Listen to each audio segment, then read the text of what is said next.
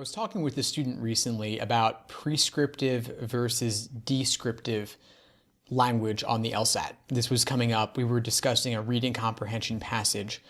Specifically, it was the critical legal studies passage from back in Prep Test 30, if you want to take a look at it. But I was thinking about this concept in general and how it applies to so much of the LSAT. A lot of LSAT flaws are when you have descriptive information as a given, and then someone makes a conclusion that is prescriptive in nature. So to define these, prescriptive is saying that you should do something. It has a value judgment attached. On the other hand, descriptive is simply describing a situation, stating a fact, talking about things as they are. And again, back to prescriptive, in contrast, which is talking about things as they should be.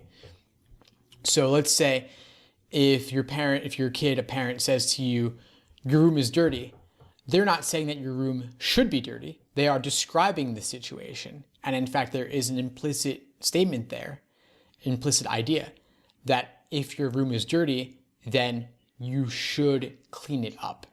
So describing the room being dirty, that's descriptive. And then saying, as a result, prescribing a course of action that you should do something is prescriptive. So a lot of LSAT arguments, a lot of LSAT flaws have this sort of disconnect. We can bring up another example and say something like, the LSAT is used for law school admission purposes, describing it. That is not necessarily saying that the LSAT should be used for law school admission purposes. So again, note that distinction. One is giving a suggestion, one is simply stating a matter of fact.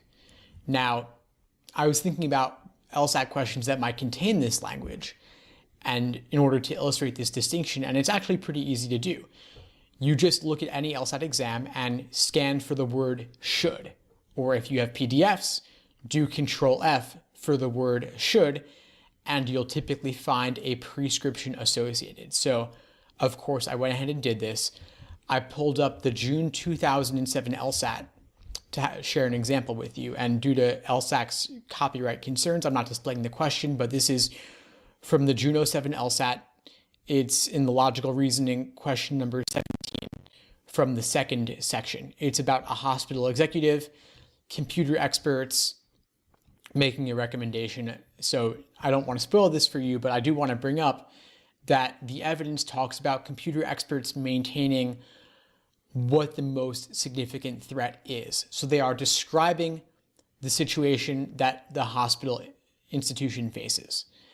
Then the hospital executive concludes that we should make protecting client confidentiality the highest priority. So the evidence was describing what experts maintained, what they believed, and then the hospital executive makes a conclusion about what should be the case. So once again, evidence is descriptive, the conclusion is prescriptive.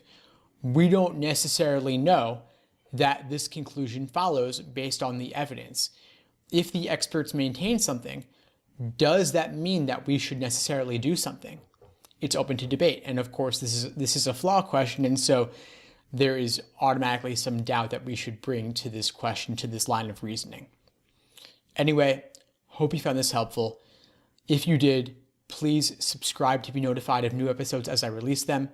In the meantime, I wish you all the best and take care.